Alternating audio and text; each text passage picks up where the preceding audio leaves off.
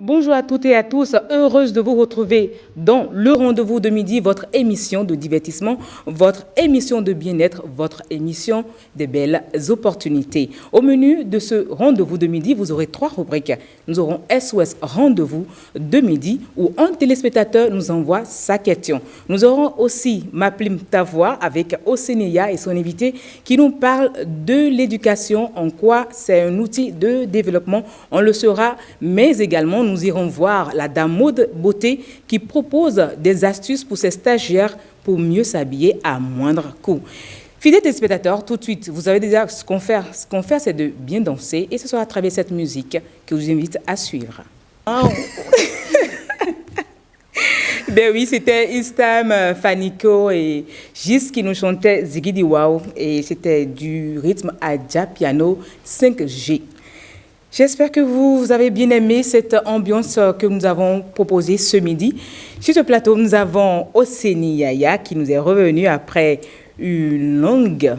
Hein, un long silence, oui. Très long silence. Je précise silence parce qu'on peut aller en vacances et donner des nouvelles. Sans nouvelles, bonnes nouvelles, dit-on. Il n'y a pas de problème. Alors, comment vous portez ce matin pour nous? Super bien. Heureux d'être là. C'est bien, on sent même que vous êtes heureux d'être là. Je suis aux anges. J'ai un grain de beauté à côté de moi. Alors, comment vous portez la dame beauté? Je vais très bien. Je vais très bien. La dame du Shine. Moi, j'ai donné des nouvelles, bien sûr. Ah oui, hein? Contrairement au Sénégal, elle prenait de mes nouvelles. Ah oui. Les gens qui disent oh, je t'aime, et puis après, on ne les voit plus là. C'est quand vous, qu'on les revoit encore pour dire encore je t'aime. Ça nous fait de bonnes nouvelles. Et oui, fidèles téléspectateurs, sur ce plateau, nous avons également notre invité. Mais avant de le présenter, je vous invite à suivre. Nous allons vers la rubrique SOS Rendez-vous de midi.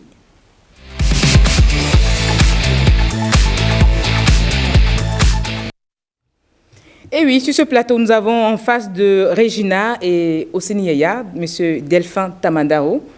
C'est un conseiller technique juridique à la PDP, l'Agence de protection des données personnelles. Et oui, avec lui, ce que nous allons voir, c'est de suivre ce petit élément, une question que nous a envoyée un téléspectateur auquel il va répondre. Je vous invite à suivre et on revient pour les réponses. Ma question est de savoir si nos données sont protégées dans les entreprises un peu partout, quand nous déposons nos dossiers. Merci. Il est cool, hein, surtout. Eh bien, on l'a compris, il a demandé, il voudrait bien savoir est-ce que les données personnelles, nos données sont protégées quand nous allons déposer des CV, voilà, pour les demandes d'emploi, justement. Quand nous allons dans des entreprises, nous allons déposer, et c'est pas que dans une seule entreprise, justement, qu'on dépose les données. On dépose dans plusieurs entreprises, mais est-ce que ces données sont réellement protégées? Mais avant de répondre à sa question, je voudrais savoir d'abord, les données personnelles, c'est quoi? Merci, madame la journaliste. Et pour commencer, si j'étais un enseignant, je donnerais la note de 5 sur 10 à cet internaute, parce que sa question prouve qu'il sait ce qu'on appelle données à caractère personnel, qu'il sait que les données à caractère personnel doivent être protégées, et s'il sait tout ça, il sait également ce qu'on appelle responsable de traitement, personne concernée, et un certain nombre de choses.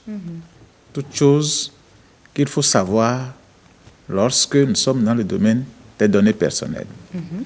Et vous me permettrez également, il y a eu un lapsus linguique. Vous avez parlé d'agence. Oui.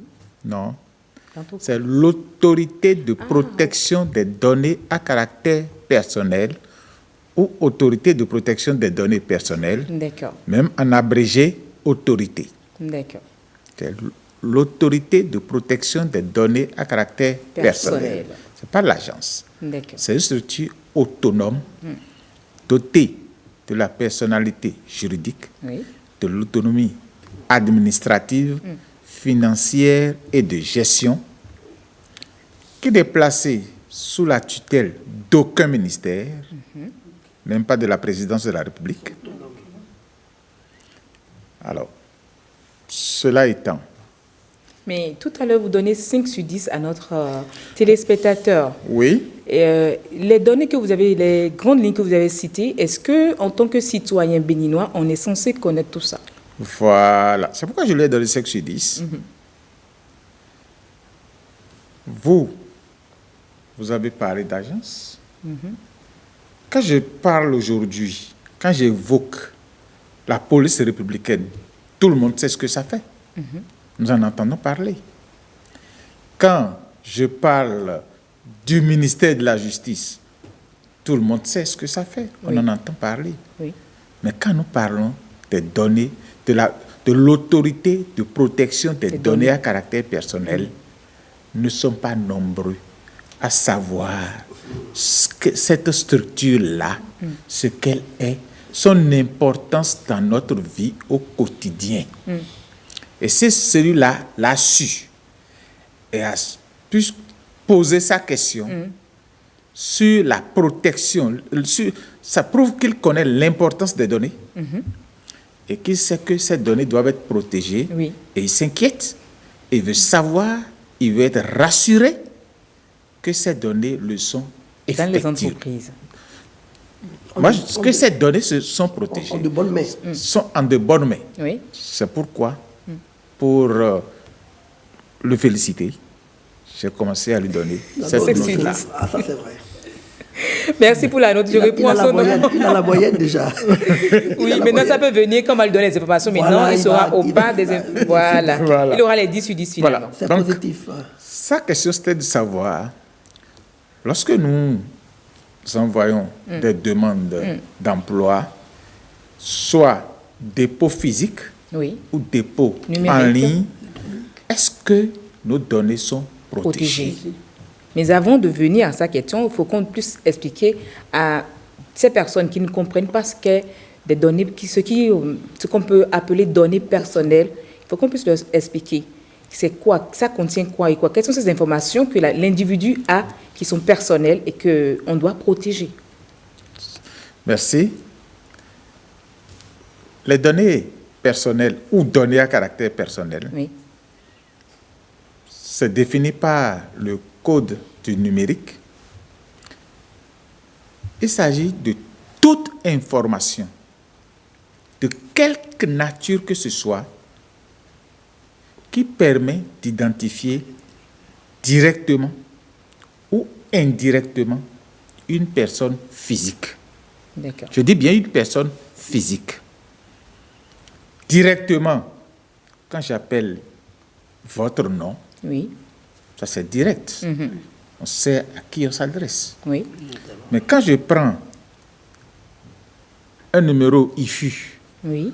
on ne peut pas tout de suite savoir À qui cela appartient? à qui cela appartient. Il va falloir remonter, faire des recherches pour savoir C'est lié à votre personne. c'est lié à quelle personne. Voilà. Et c'est là que nous allons connaître le nom de la personne, le numéro personnel d'identification. De cette personne? Mais ce n'est pas direct. Ça ne permet pas de savoir tout de suite C'est vous. à qui Ça ça appartient. C'est pourquoi nous parlons de données à caractère personnel qui permettent d'identifier directement ou indirectement Un individu. une personne physique. Mais donc, quand cette personne physique va déposer ces données dans une entreprise, comment l'entreprise est censée gérer déjà ces données? Ça pose la problématique du régime. La question pose la problématique du régime de la protection des données personnelles et de la vie privée. D'accord. Et c'est régi par le Code du numérique en son livre 5e, Qui dit? qui exige que toute personne qui traite des données personnelles, traiter, ça veut dire quoi? Collecter, enregistrer, copier, diffuser un certain nombre d'actes, 19 actes comme ça. Même le simple fait de consulter, je me lève, je viens vers votre table, je jette un coup d'œil Sur mes papiers, ça sur dit vos déjà? papiers. Je fais déjà du traitement de données personnelles. Wow. C'est bien ça. C'est plus explicite. Hein? Je fais déjà du traitement de données personnelles. Donc, toute personne amenée à poser l'un quelconque de ces actes-là fait du traitement de données personnelles et par conséquent Oui. est soumise à un certain nombre de formalismes, à un certain nombre De règles. d'obligations, de règles, pour que ces données-là soient protégées, soient utilisées dans les règles de l'art. D'accord. Très important. Oui. Donc, dans les entreprises, dans chaque entreprise, normalement, il y a un domaine, un secteur qui doit gérer les Non. données personnelles, c'est ça? C'est-à-dire, dans le code du numérique, dans l'état de droit où nous vivons, aucune structure publique ou privée Oui. n'est exemptée de l'obligation d'accomplir ce que nous appelons les formalités préalables à la mise en œuvre du traitement des données à caractère personnel. Avant de vous mettre à accomplir vos activités qui auront trait à collecter Recueillir les données D'une personne? d'une personne, à les utiliser d'une façon ou d'une autre, en tout cas de manière licite, parce que ça rentre dans le cadre de votre profession, Oui. vous devez d'abord vous rapprocher de l'autorité de protection des données à caractère personnel et accomplir les formalités de mise en conformité.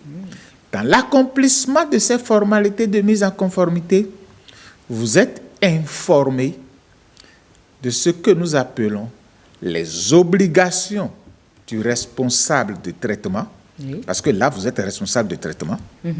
Vous êtes informé des obligations du responsable de traitement. Vous êtes informé des droits des personnes dont vous collectez les informations. Oui. Cette personne-là, nous l'appelons la personne concernée. Vous êtes informé des principes à appliquer pour que les données personnelles soient traitées dans les règles de l'art. Mais comment s'assurer que dans les entreprises, c'est respecté?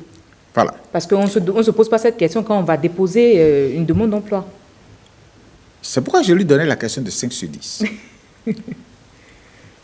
1. Oui. Nul n'est censé ignorer la loi, dit-on. Tout à fait. Alors, chaque entreprise doit accomplir auprès de l'autorité de protection des données à caractère personnel, APDP, les formalités de mise en conformité.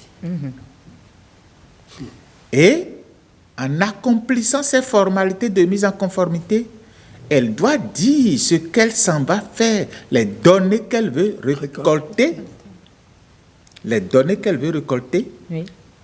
À quelle fin? à quelle fin, Oui. la finalité. Quels sont ces agents qui vont s'occuper du traitement, de la manipulation de ces données-là? Nous sommes en interne. Est-ce que ces données pourront faire l'objet de communication à d'autres structures? Nous sommes ici. C'est sûr que pour que le salaire tombe à la fin du mois, il va falloir que vos données soient communiquées à une autre structure qui n'est pas celle-ci. Oui. À une Nous banque, parlons. par exemple. À une structure financière, par exemple. Oui, qui n'est pas. Affilié forcément à la Oui. Voilà. structure. Si nous sommes dans le public, Oui. ça doit être communiqué au budget. Oui.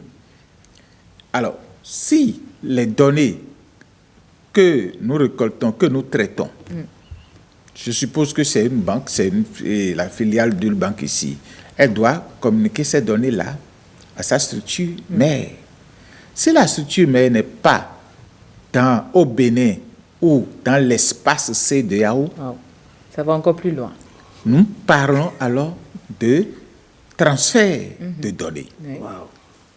On doit savoir les données récoltées vont être conservées pendant combien de temps? Ce n'est pas de vitam aeternam. Les données doivent être conservées pendant combien de temps? Et quelles sont les dispositions prises pour assurer la sécurité et la confidentialité de ces données? Oui. C'est au moment d'accomplir les formalités que le responsable, celui que nous appelons responsable de traitement, est informé de toutes ces obligations qui pèsent sur lui dans le traitement des données à caractère personnel. Alors, celui qui reçoit les données, celui qui lance un avis de recrutement, est-ce qu'il a déjà accompli des formalités préalables? Formalités préalables au cours duquel il a dit qu'il va faire des recrutements du personnel. Parce qu'il faut l'avoir dit. Il ne suffit pas d'en avoir besoin pour lancer. Mais pour tout ce process, comment faire pour l'avoir? Il faut forcément aller vers l'autorité. Il faut aller vers l'APDP et l'avoir. Et la procédure est gratuite. Mais non, pour aller dans le vif du sujet de notre téléspectateur, est-ce que quand c'est pas respecté, comment moi, en tant qu'individu, je sais que mes données n'ont pas été réellement protégées? En envoyant ces données, lorsqu'il a reçu l'offre d'emploi,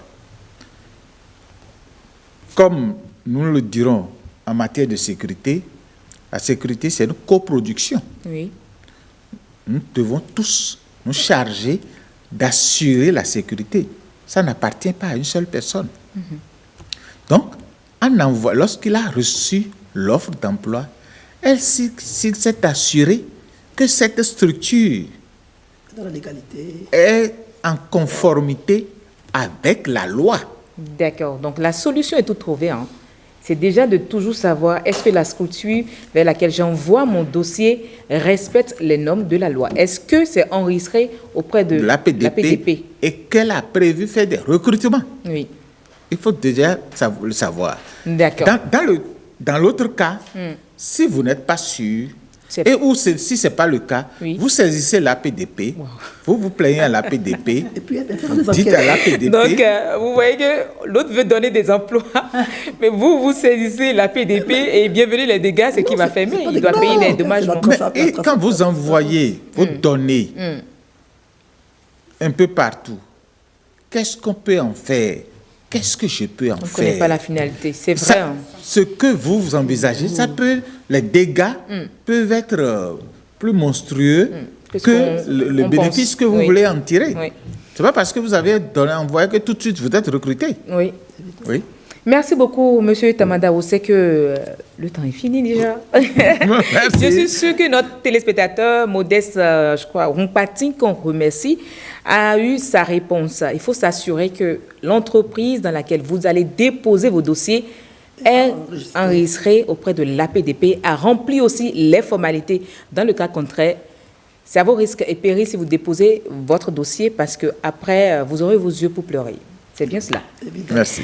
Merci beaucoup à vous, Monsieur Delphin Tamada. Je vous raccompagne et j'installe tout de suite la rubrique Ma plume, ta voix.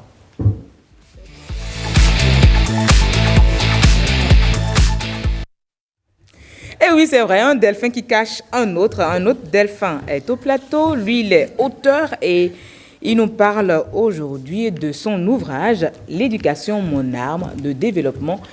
Et il est avec Osenia. Pourquoi avoir choisi un tel ouvrage déjà pour nous?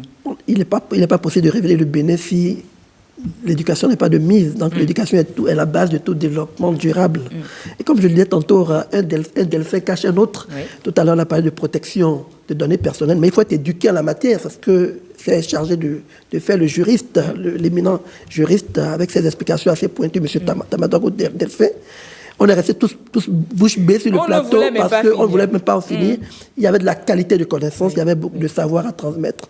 Et ça fait plaisir. Donc, et pour avoir beaucoup de connaissances, vous nous avez invité sur ce plateau Delphin Digbonsé Daké. Alias 3D. 3D. Oui. Un D pour Delphin, un D pour Digbonsé et l'autre D pour Daké. Alors, alias 3D, ou je l'appelle directement... Non, 3D. Oui. Petit 3D directement. 3D, les trois Comment vous vous dimensions. portez? Très bien. Bonjour, Madame Yasmine. Bonjour. Bonjour. Au plaisir Monsieur pour nous de vous Ousseini. recevoir sur ce Bonjour, madame. plateau. Vous nous parlez d'éducation et pour vous, l'éducation, c'est une âme pour le développement. Exact. En quoi l'éducation est une âme? L'éducation, c'est la base de tout développement.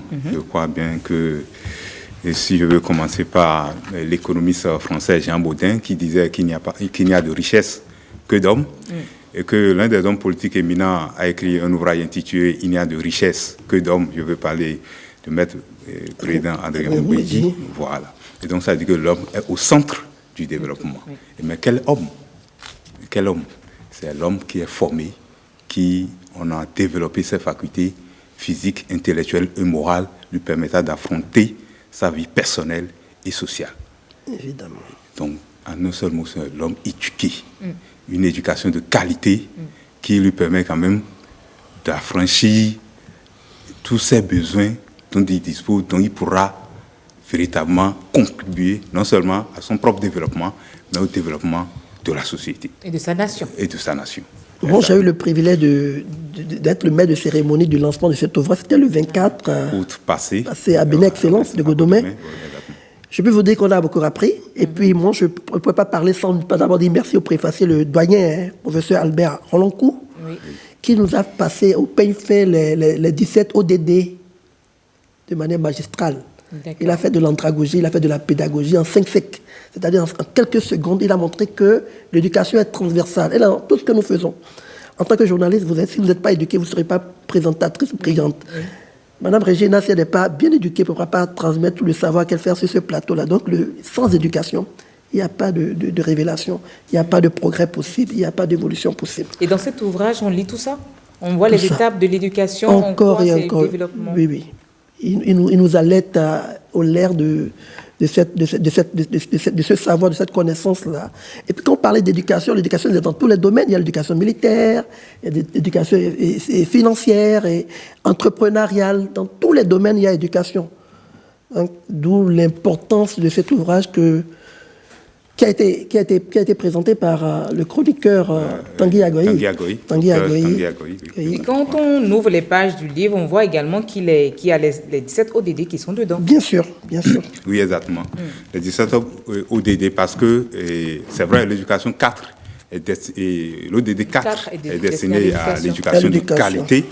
Mais quand vous voyez les 16 autres, on parle pas. Oui, on parle de la faim, zéro, on parle de pauvreté, on parle de bonne santé, mais c'est l'éducation qui est transverse dans tout ça.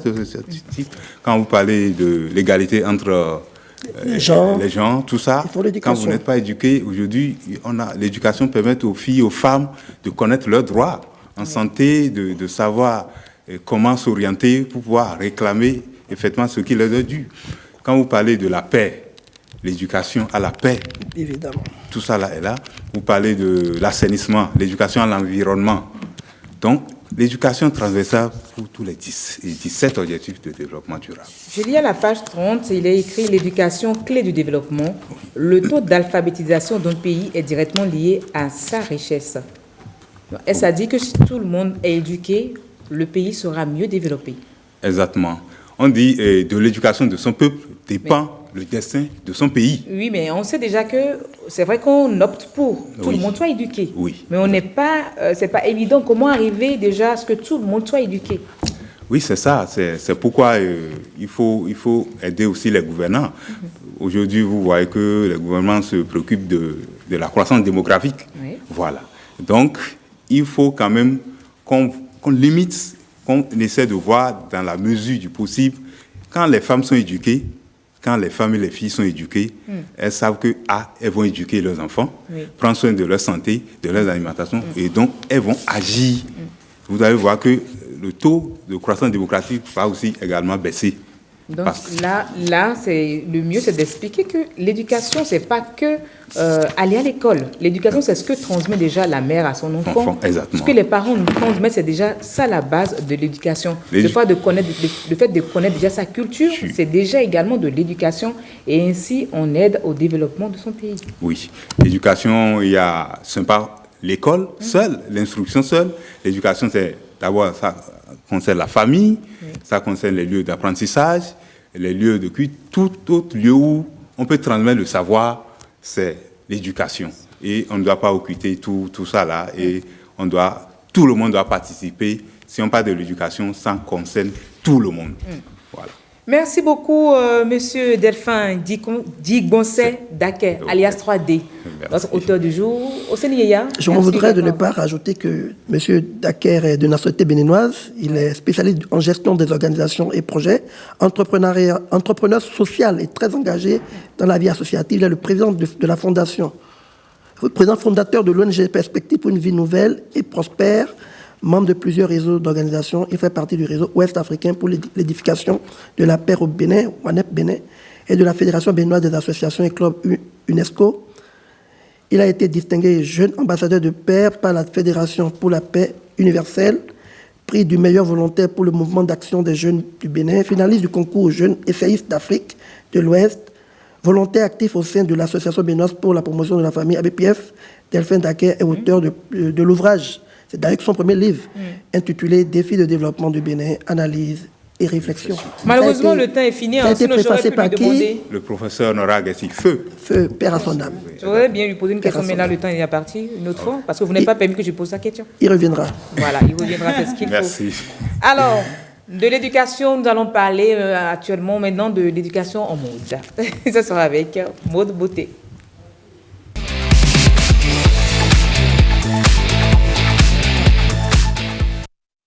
Et oui, dans Mode Beauté, notre belle Regina Sani Diegoun, elle, c'est pas 3D, elle a un seul D pour le nom de son patronyme du monsieur. Alors oui, je vais vous donner un petit peu des astuces à ces dames, surtout des stagiaires, pour s'habiller à moins de coût et très bien et chic. Ouais. Pourquoi avoir choisi déjà les stagiaires? Parce que je ne sais pas si c'est seulement à mon niveau, mais j'ai constaté lorsque je vais dans les entreprises que par faute de moyens, par faute de moyens financiers, les stagiaires sont mal habillés.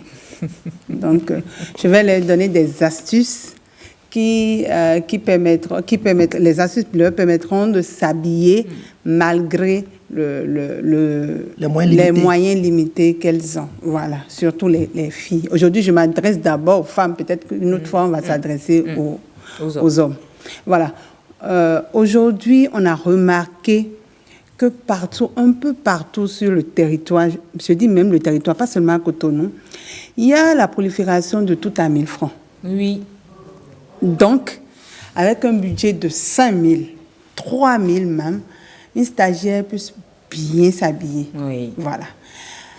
Quand elle va partir, disons déjà avec un budget de 5 000, pour faire les choix de ses vêtements, je vais lui donner 3 conseils qui lui permettront de faire de très bons choix. On va miser sur la texture, on va miser sur les couleurs et on va miser sur les coupes de vêtements. D'accord. Elle va faire son choix, puisque c'est des vêtements de seconde main, elle doit faire attention à ne pas prendre les vêtements avec des textures déjà usées, détériorées. Elle doit faire attention à la matière qui a fait la tenue. Elle évite les matières qui se détériorent très vite. Elle va éviter déjà les matières brillantes. Elle va éviter les matières un peu trop flashy. D'accord. Elle peut aller sur les matières ternes, les matières mates. Ce sont des matières qui ne se détériorent pas facilement.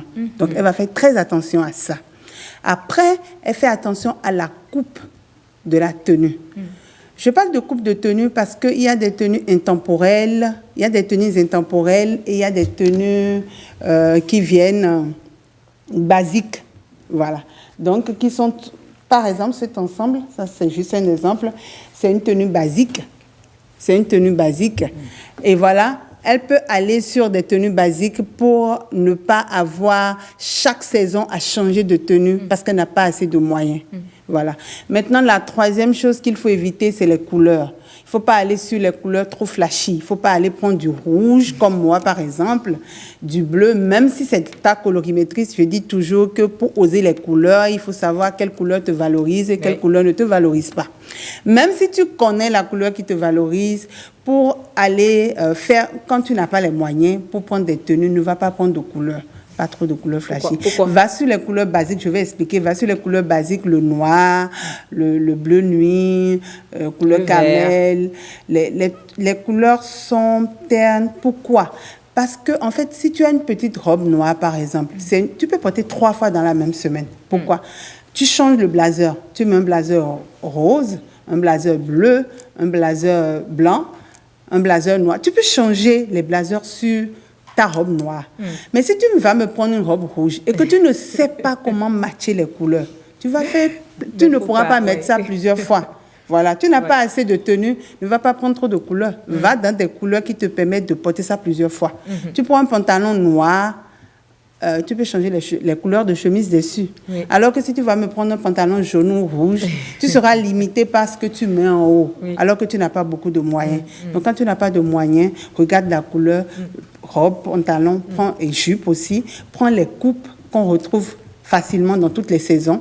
Par exemple, les jupes droites. Il y a des jupes ovales aussi. Je pense que les images sont passées. Oui, oui, on en a eu. Ça, c'est par rapport à la morphologie aussi. Si tu as une morphologie V, on en a parlé la saison précédente.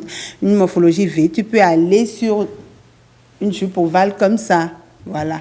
Et si tu as une morphologie qui te permet de porter une jupe droite, là, tu mets la jupe droite.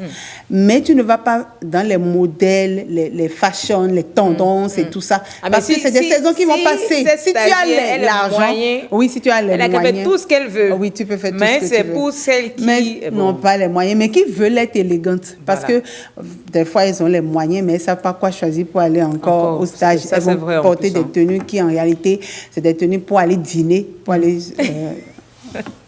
au stage, voilà. Donc, quelques conseils, voilà. Tu mises sur la couleur, sur la texture et sur la coupe. Des tenues de soirée pour... Bien sûr, j'en ai vu. Moi, j'en ai vu. Tenue de soirée. Ah, bien sûr. J'ai vu une... C'est pour séduire le boss. Oui, j'en ai vu. Non, pas forcément. Peut-être parce qu'elle n'a pas les notions pour s'habiller. Elle ne sait pas ce qu'il faut. C'est pas en fait forcément pour séduire. Moi, je trouve que c'était trop flashy en fait. Peut-être qu'elle a plus aimé la tenue, mais qu'elle ne savait pas que qu'elle savait pas que ça fait trop pour le bureau. Mais il y a des séductrices ambulantes. Toujours dans la séduction. Et comment? C'est les gens qui se cachent et après vous reviennent vous dire je t'aime, les voici. Alors Regina, on a donné assez d'astuces pour ces dames. Quand vous parlez des types de pantalons à mettre, quelle forme de pantalon mettre pour que ça passe le temps? Parce que vous avez parlé tout à l'heure des tendances, des saisons. En fait, j'ai parlé de couleurs, mais je n'ose pas parler de forme rapidement parce que c'est par rapport à la morphologie de chaque personne. Si tu as une morphologie V, je ne vais pas te demander de porter un pantalon avec une coupe droite. Tu vas porter un pantalon oversize, mais pas trop, à cause de ta morphologie V. Donc, pour aller dans ça, il faut que je parle des morphologies. Je ne sais pas si le temps me permet. Oui, allez-y, on vous écoute toujours. Donc, avec une morphologie V, tu vas sur une coupe oversize, mais pas trop. Avec une morphologie A, tu vas sur une coupe droite.